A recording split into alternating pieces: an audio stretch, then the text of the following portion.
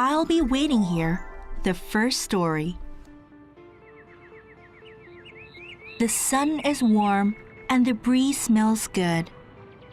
There is a hope in the air that grandfather will come back today. Hodu climbs to the top of the hill where he can see the whole village. All the people have moved away from the village, leaving their animals behind. When Hodu reached the top of the hill, the image of grandfather floats before his eyes. When grandfather threw a boomerang down the hill, Hodu would run at the lightning speed to fetch it. A day would pass so quickly while having so much fun with grandfather.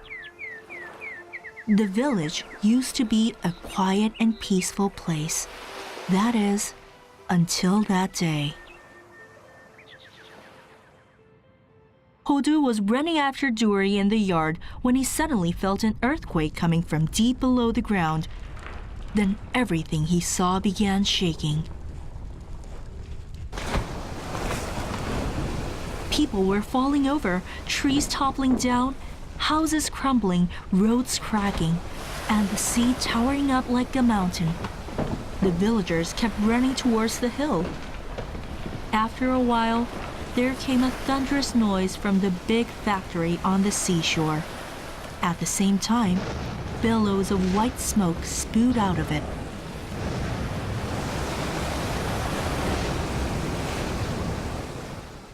The following day, people in white clothes, which covered their entire bodies from head to foot, surrounded the village and made everybody get on the buses, leaving behind everything they owned, including their cattle.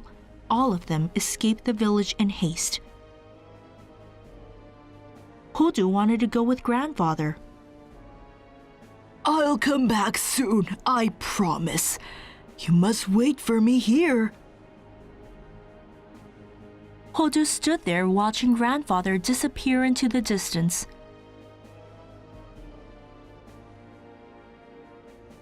When night fell, Hodu missed grandfather so much that he began walking, following grandfather's scent. It was a dark night and soon started to rain. A few drops quickly turned into sheets of rain. Grandfather's scent was all washed away. Hodu walked a long way back to the house, his ears drooping sadly. In the village deserted by the people, the animals were waiting and waiting for their masters to return. 1 day, 2 days, 10 days.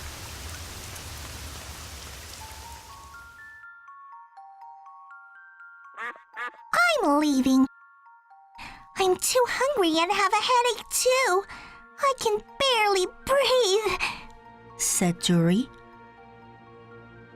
Let's wait just a little bit longer. Grandfather promised he would come back to us. Hodu tried to cheer up Duri. You mean you really believe their promises? Grandfather's not coming back. We've been abandoned just like that, said Bosuni, scratching herself here and there. In the empty house, Hodu was left all alone. He trusted grandfather, but alone in the darkness of the night, he could not help feeling lonely and scared and angry, and remembering the day in the past when he was captured and brought to the dog pound after having been abandoned in the mountain by his former master. At the dog pound, every morning 1 or 2 dogs would disappear. A spaniel with badly infected skin, a bulldog blind in one eye, and the Welsh corgi with an injured leg were all gone one day. No one told him, but Hodu knew what had happened to them. And he also knew if no one came to the dog pound and became his new master, he would also disappear sooner or later, just like his friends. On the day a pug vanished from the cage next to his, a grandfather came to Hodu. You look terribly lonely, just like me. The grandfather had kind eyes, but Hodu got scared and growled at him. The moment the grandfather put his hand on the cage, Hodu bit his fingers. But the grandfather didn't get upset. That day, the grandfather brought Hodu to his house. The grandfather talked to him using friendly words and stroked him gently. But Hodu, despite himself, bit and scratched the kind old man. Each time, Hodu felt upset and sad about it. Perhaps the grandfather understood Hodu's feelings. He would then talk to Hodu in a more soothing voice. Don't worry, Hodu.